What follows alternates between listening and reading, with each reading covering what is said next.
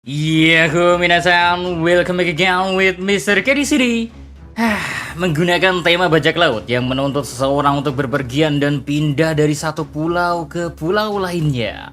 Serial One Piece nyatanya tetap memberikan sebuah sentuhan manis terhadap sosok ayah, meski terkadang orang itu bukanlah anaknya sendiri.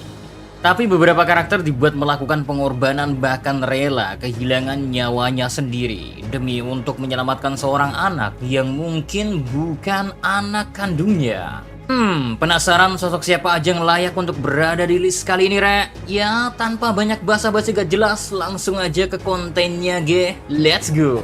Edward Newgate, atau biasa kita panggil Shirohige, Rek. Orang dengan julukan manusia terkuat di dunia ini ya, ternyata memiliki hati yang begitu lembut. Bahkan kalau kebanyakan bajak laut hanya fokus mencari harta karun, apa yang Shirohige cari dengan berlayar ke lautan? Lebih dari itu, Rek.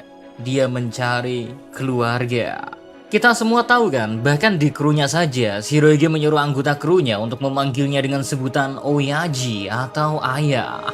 Karena seperti itulah cara Shirohige memandang para krunya. Bahkan saking sayangnya Shirohige kepada setiap anggota krunya, karena dia melihat mereka sebagai anak yang dia besarkan sendiri. Di satu momen ketika Ace tertangkap dan akan dieksekusi mati, Shirohige yang sudah sakit-sakitan tak berpikir panjang, Rek. Langsung mengumpulkan seluruh armada penuh Whitebird Pirates untuk menyerang Marineford. Insiden yang kita ketahui pada akhirnya merenggut nyawa dari Shirohige ini pun secara gak langsung memperlihatkan kalau Shirohige bahkan rela berkorban nyawa demi anak-anaknya. Tidak peduli siapa orang tuamu, semua orang adalah anak lautan. Ada satu hal yang sejak dari dulu aku inginkan ketika kecil, dan itu adalah keluarga. Kata-kata dari mendiang Shirohige yang pada akhirnya berhasil dia wujudin. Seseorang yang diberkati dengan kekuatan untuk menghancurkan bumi, tapi tidak tergiur oleh yang namanya kekayaan ataupun ketenaran. Satu-satunya hal yang berada di otak dari Shirohige adalah bagaimana dia menciptakan sebuah keluarga. Salah satu orang yang dianggap sebagai ayah oleh Sanji, meski dia sebenarnya bukanlah ayah kandungnya. Tapi bisa kita lihat kan betapa sayangnya Zeff dalam mendidik Sanji agar dia bisa menjadi seorang laki-laki yang tidak kehilangan sosok ayah dalam diri sendiri, Rek. Zeff merupakan orang yang mengajarkan Sanji untuk tidak pernah melayangkan pukulan kepada wanita. Makanya hingga detik ini ya, salah satu value itu tetap dipegang teguh oleh Sanji. Zeff yang pada awalnya merasa tersentuh karena mengetahui ada seorang yang memiliki impian yang sama, seorang yang memiliki keinginan untuk menemukan All Blue. Pada akhirnya, di suatu insiden, meski Zeff tidak mengenal Sanji dengan baik, dia rela menutup kisah hidupnya sebagai seorang bajak laut dengan mengorbankan kaki untuk menyelamatkan seorang anak bernama Sanji, Rek. Bahkan gak sampai di situ ya, sampai bantuan tiba, Zeff memberikan seluruh sisa makanan yang dia miliki agar Sanji dapat bertahan sementara ya, dia sendiri hanya bisa menahan lapar karena sudah tak ada lagi makanan yang tersisa. Yaps, tegas dan jelas dalam mendidik Sanji, begitulah sosok Zeff yang meski keduanya sama-sama khawatir akan kondisi satu sama lainnya. Tapi perasaan gengsi yang terlalu tinggi membuat mereka tak memiliki banyak momen untuk saling mengutarakan apa yang mereka berdua rasain. Bartholomew Kuma ditinggal oleh orang kesayangannya, dan orang kesayangannya itu ya malah ninggalin seorang anak yang bernama Body, yang mana anak itu memiliki keturunan darah Tenryubito, sebuah bangsawan yang kita ketahui suka memperbudak ras lainnya. Bahkan Kuma sendiri sempat merasakan hal itu. Namun mengesampingkan perasaannya ya, Kuma yang sudah kehilangan orang yang peduli dan selalu mendukung dirinya, memiliki salah satu masa lalu paling tragis di sepanjang serial One Piece. Sosok Kuma hebatnya gak pernah sekalipun diperlihatkan menyalahkan seorang atau sesuatu atas apa yang terjadi kepada dirinya sendiri. Kuma selalu terlihat siap untuk menghadapi masalah yang menimpanya, Rek. Meski kita semua tahu kan kalau hal itu tidaklah mudah. Bahkan tanpa sedikit pun ya memiliki pengetahuan untuk membesarkan seorang anak perempuan, Kuma memberanikan diri untuk mulai merawat Bonnie dengan bantuan para tetua di desa di kerajaan Sorbet Kingdom. Kuma bahkan rela meninggalkan pasukan revolusi demi fokus untuk mengurus Bonnie. Karena sang anak ternyata memiliki penyakit yang terwarisi dari ibunya. Bahkan demi keselamatan Bonnie ya, Kuma sepertinya rela untuk menukarkan nyawanya sendiri. Karena kita ngerti kan, kehilangan kesadaran dan kontrol terhadap diri sendiri. Kuma yang sekarang tak lebih dari sesosok mayat hidup yang sudah tak memiliki tujuan lagi. Semua itu dilakukan demi Bonnie. Wow.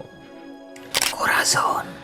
Memilih untuk menjadi agen ganda bagi Angkatan Laut, Corazon menemukan anak bernama Trafalgar di Waterloo, yang pada awalnya keduanya memiliki hubungan love and hate story. Karena meski sering terlihat bertengkar setiap saat, Corazon yang tersentuh pada akhirnya memutuskan untuk membantu Lau agar bisa menyembuhkan penyakit langka milik Lau. Bahkan kedekatan keduanya pun mulai terbentuk dan Corazon seakan menemukan hal baru yang bisa mewarnai hidupnya lagi. Karena dia pun saat itu terlihat mulai menikmati kesehariannya. Meski pada akhirnya demi untuk menyelamatkan Lau, Corazon harus mengorbankan nyawa. Tapi anak yang dibantu agar memiliki hidupnya kembali itu, Lau sekarang tumbuh menjadi seorang yang sangat kuat dan bahkan bisa mengalahkan salah satu Yonko. Di akhir hidupnya, Corazon pernah berkata kepada Lau kalau dia akan mati dengan tersenyum. Makanya jika Lau tiba-tiba saja kepikiran akan sosoknya di masa depan, dia ingin Lau mengingatnya sambil tersenyum. Dr. Hilulu, orang yang mengajarkan ke kita semua tentang konsep kematian, orang yang sekaligus memberikan tempat dan tujuan bagi seorang bernama Chopper. Yang mana saat itu kita ketahui sejak memakan buah iblis, Chopper tak lagi memiliki tempat bagi dirinya, diusir oleh kawanannya dan tidak diterima oleh para manusia. Chopper tak lagi memiliki tempat yang bisa disebut rumah, hingga akhirnya dia menemukan sosok bernama Dr. Hilulu. Seorang yang pada akhirnya membuat Chopper mempelajari ilmu kedokteran agar bisa membantu dan menyelamatkan lebih banyak orang lagi. Bagi Chopper yang dulu hidupnya hanya dipenuhi oleh kebencian dan ketidakadilan, sosok Dr. Hilulu bisa memberinya kebaikan, cinta, dan tujuan. Bahkan kata-kata seorang akan mati hanya ketika dia dilupakan rasanya menjadi ungkapan yang emang cocok dan sejalan dengan bagaimana cara hidup yang sudah dia pilih. Orang yang mencoba memekarkan Sakura di kerajaan Drama Island itu pada akhirnya meski dirinya sudah tak hidup lagi, namun Sakura mampu mekar seperti yang dia impikan.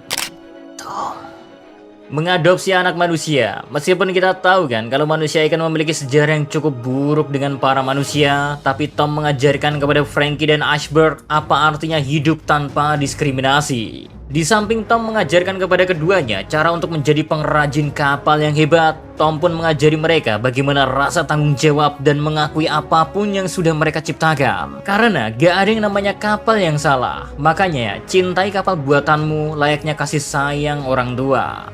Nah, kedua anak yang diadopsi oleh Tom itu sekarang hidup sambil menjalankan apa yang mereka sukai dengan rasa bangga. Meski Frankie sempat sedikit kehilangan arahnya ketika dia kehilangan orang yang paling berharga itu, tapi pada akhirnya Frankie mampu kembali ke jalan yang tentunya akan membuat Tom tersenyum ketika dia melihatnya.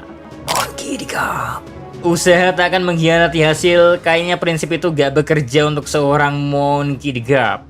Bayangin seberapa banyak orang-orang yang dia mentori pada akhirnya memilih jalan yang berseberangan dengan dirinya. Meski terlihat gaya Gap dalam mengasuh atau mendidik anak itu begitu keras, tapi Gap tentu sangat tulus saat membesarkan seseorang. Meski itu bukanlah anaknya sendiri. Hal yang bisa kita lihat dari bagaimana Ash dan Luffy tumbuh. Keduanya lebih banyak menghabiskan waktu bersama Dadan. Cuman tetap saja Gap memiliki peran penting dalam pertumbuhan masa kecil keduanya. Sayang memang apa yang Gap harapkan di mana dia menginginkan seorang yang bisa melanjutkan jalan yang dia pilih, pada akhirnya nasib berkata lain. Karena mulai dari anaknya Dragon yang pergi meninggalkan Angkatan Laut, sama seperti anak didiknya Aokiji yang juga ikut keluar dari Angkatan Laut, cucunya Luffy bahkan sejak awal memang memiliki impian untuk menjadi seorang bajak laut. Ya, gini harapan Gap tinggal pada Koby. Oke, itu dia sosok ayah yang luar biasa di One Piece ini. Mana menurut kalian ayah terbaik di One Piece ya? Coret-coret aja di kolom komentar, pasti Mister baca kok. Jangan lupa like-nya kalau Anda menyukai konten ini. So, see you next time. Adi Sekaremelo, stay safe everyone. Salam Adi Media.